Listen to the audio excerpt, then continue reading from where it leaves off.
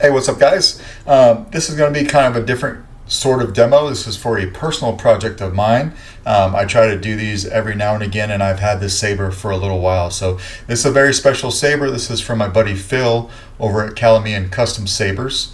This started off very different than what it's looking like right now. I'll show the original photo of how it comes later on in the demo video. So it's from my buddy Phil. I was looking forward to working on this and making it my own, which I feel like I did.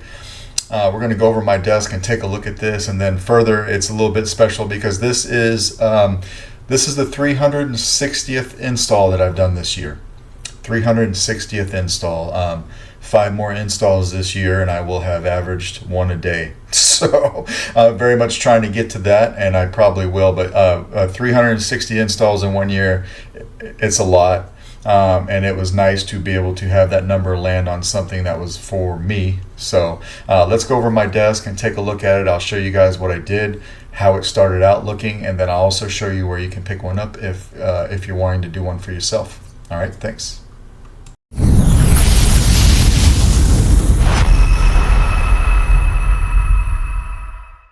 All right, guys, so here is my my KCS-1 from my buddy Phil Guinness over at Kalymian Custom Sabers. I always say that wrong. I'm gonna have to ask him one of these days where he got that name from. But anyways, this is a saber that he made and he's got for sale currently. It comes as a blank canvas. I did a lot of modifications to it. I'll try to pop up a picture real quick of what it looked like originally right now. So I went through this neck area. To me, was begging for a crystal chamber. So one of the first things I did was I milled out 3 different slots for crystal chamber windows, if we can get that up there. And then I went through, I machined and kind of made my own crystal chamber for it. So it's got a real quartz crystal in there, some various brass greeblies that were machined and then bent with heat, some springs and other doodads and stuff I've got around here for crystal chambers. And then if you look up top here, it's not very visible when holding it like this, but I did make a little brass rod that comes down from the upper PCB holder and it touches the top of the crystal right there. Kind of reminiscent of what you would see on a Star Killer. All right, so that's what I did there.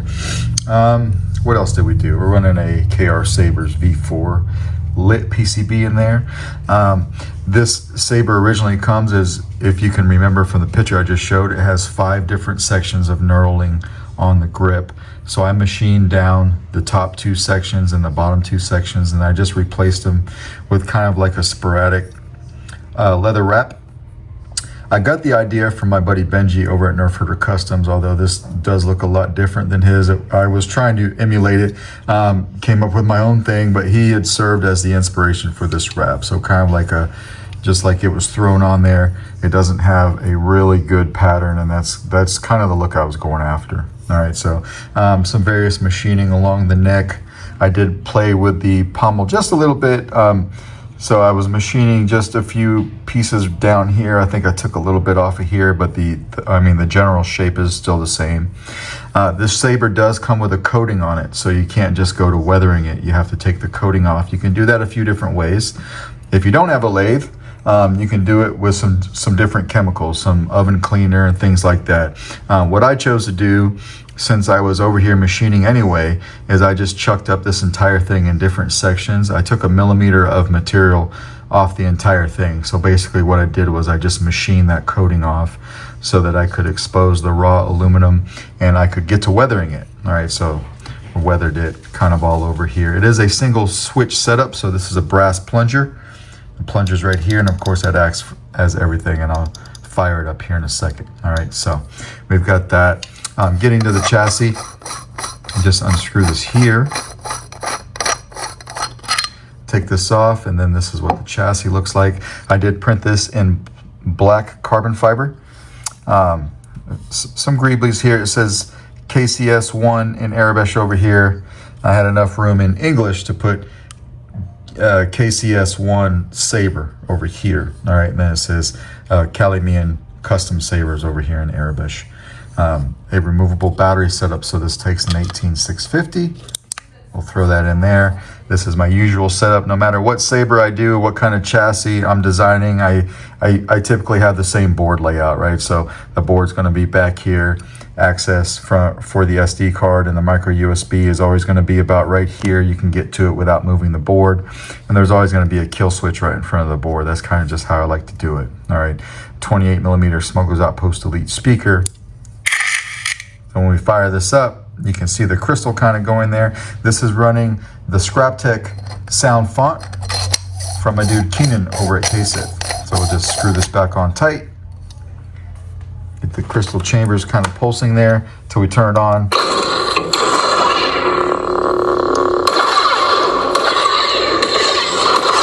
as you can see, the crystal chamber is visible through all three of those windows.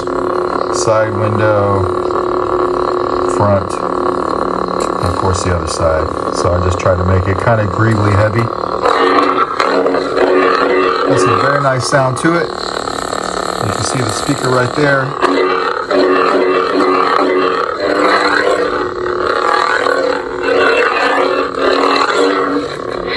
We'll twist off. Phil made this brass knurled thumb screw, the blade retention, which I thought was really cool, so you don't need any kind of tooling. And it's made for a 1-inch diameter blade. All right, so I'm gonna put my blade in here, lock it down. My dirty old blade that I need to throw away. I think I've been saying that for the last 50 demos, but I will be throwing this away soon.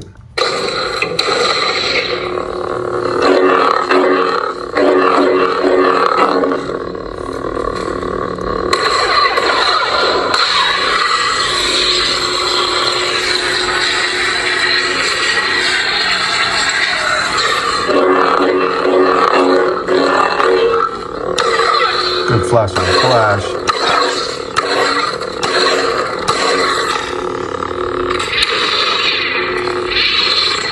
And your soundtrack for the Scraptech font.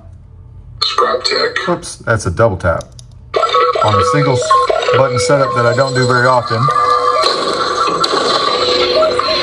There's a double tap for the sound font, or the soundtrack rather, and another double tap to turn that off. So we'll turn that off right there. All right, go ahead and take the blade out of here. Close this back up. I'll probably make a blade plug for it here soon. Doesn't have one for now, but it has these windows that you get shine through in. So if I could show you, you get shine through all these, and subsequently they come all the way down here. So you get shine through down here as well, which is really cool. All right, then when we're done, we'll just take the handle off. I thought Phil did a fantastic job on this saber. I don't get to do personal projects very often, so I took the weekend to kind of work on this guy and do something for myself.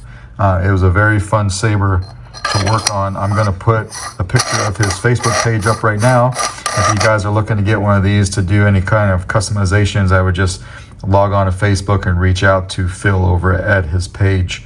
But anyway, that is my custom KCS-1. Thanks for watching, guys.